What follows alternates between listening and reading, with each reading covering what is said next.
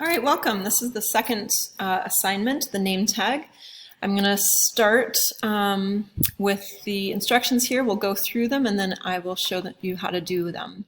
So first you're going to make the name tag shape. You're going to draw a rectangle, extrude it up.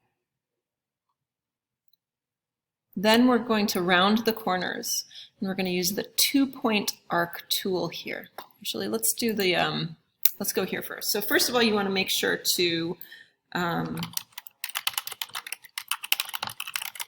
give your model a name and make sure you save it in the correct location. Let's see, let's turn this, how do we get to the home view here?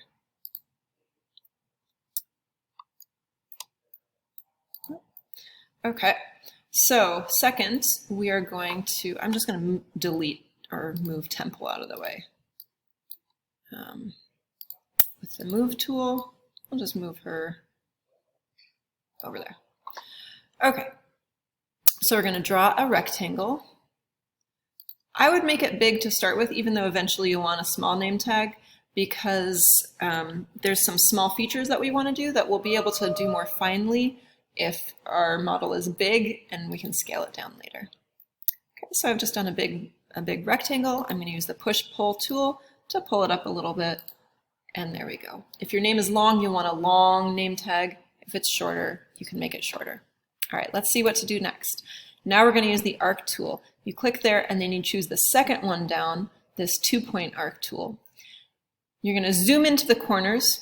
To create your arc, you're going to click first on one edge. You want to make sure it says on edge. Then you're going to do another click.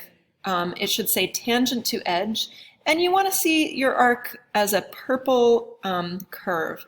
This shows you that it is tangent on both edges, and that's going to be a nice symmetric circle. Tangent means that it runs smoothly into the edge, doesn't cross it, and if you were to continue the circle, it would be a circle that's just barely touching that line. Last, you have to click one more time to set the curvature. You want to make sure again that it says tangent to edge before you click. Okay, so let's go ahead and do that. I'm going to zoom in, rotate so I'm looking at the top, zoom into one of these corners.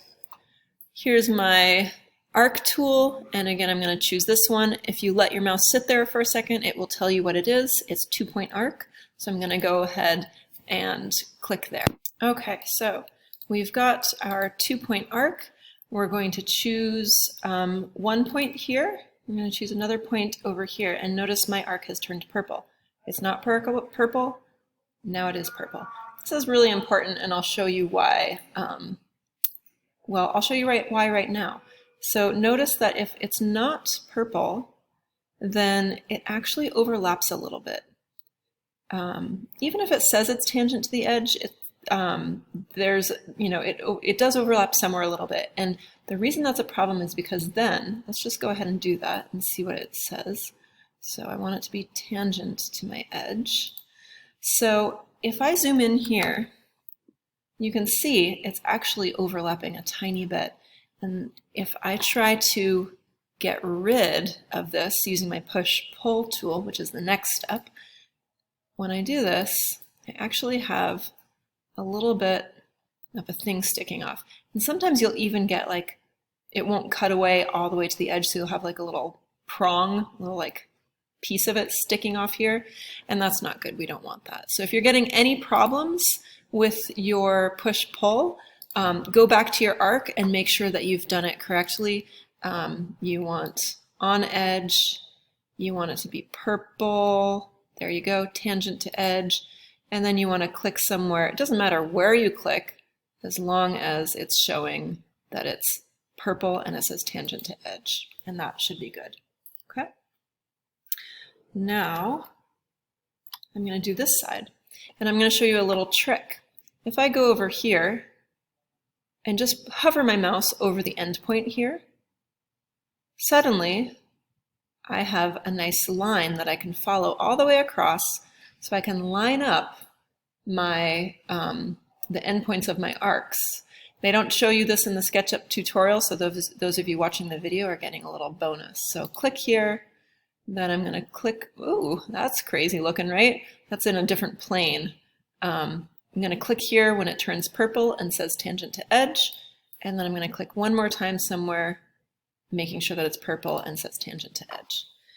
And I'm going to go ahead and do that with my other side. Now I want to line this up too, so I'm just going to go ahead and click here, or not click, sorry, I'm not clicking. I'm just putting my mouse on this endpoint here, and I'm going to pull it over here so it lines it up. Now I'm going to make my arc. Click, and click, and click. So I've got 3 arcs. I'm going to do one more. Again, I would like to line my endpoints up with this endpoint here. So here we go. I'm going to come across. Now I'm going to make my arc, make sure the line is purple, and whoop, there we go. Okay. The next step is to use your push-pull tool to disappear those corners, to make them go away. So here I am with my push-pull tool. I'm going to click there, pull it down. Once it says on edge, I can click to make it disappear. Same over here, click, and click. Now I'm going to rotate this so I can make sure that I'm getting rid of it properly. Click, click, and one more. Whoa.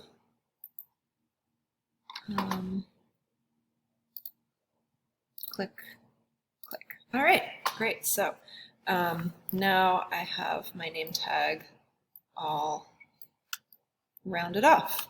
Let's see what's next.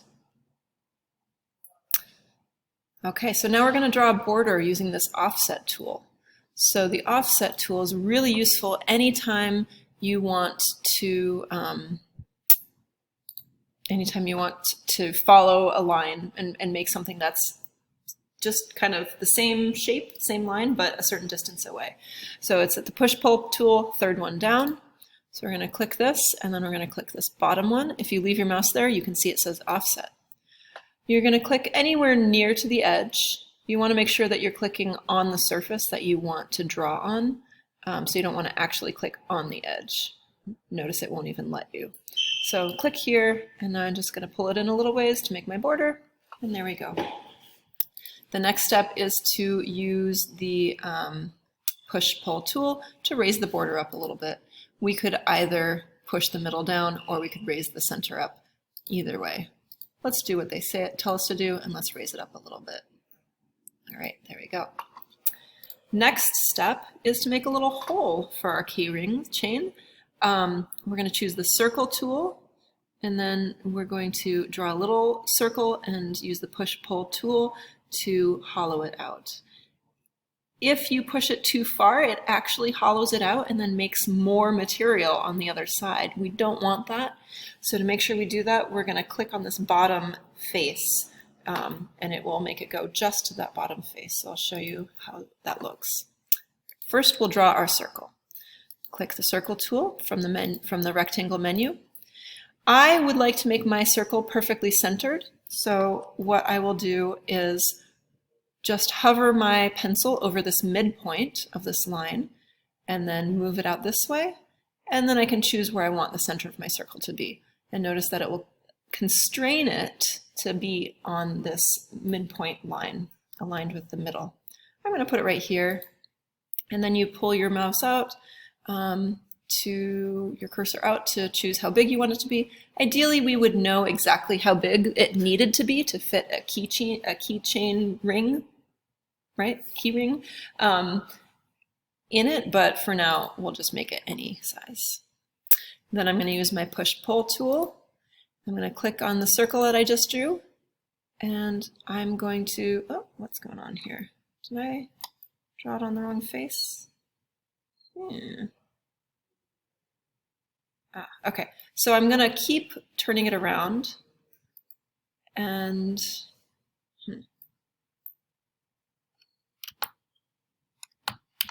let's try this again. I'm going to click on the surface. You know what? I think what I did is I drew my circle above this this face. So let's redraw that circle. Let's try again. Let's make sure that it's on the bottom. I think when I aligned it with this top, it actually was putting it on this face. So let's align it with the bottom midpoint here. Oops, I don't want to actually draw it there. Just hovering over this bottom midpoint, pulling it out, and now I'm going to redraw my circle. Yeah, so my circle was actually up on this level, and so when I tried to cut it, it wasn't cutting it, it was making material. Now I should be able to cut it. Click, pull it down. And to make sure that it goes the right distance, let's click on face. And now I know that it went exactly the right distance. You can look through it to make sure. Yep, looks good. All right, let's see what's next. Now we're going to add our name. So first, we're going to click and select everything. Then we're going to make it a group. This will make it so that we can't edit the things individually as easily anymore. We still can, but you have to kind of enter the group to do that. So right-click, make group. Now we can not worry about messing things up when we do edit the other stuff. We're going to click the rectangle tool and go down to the letters. And we're going to click where we want to do this, to do our name. So we're going to go to here, go down here.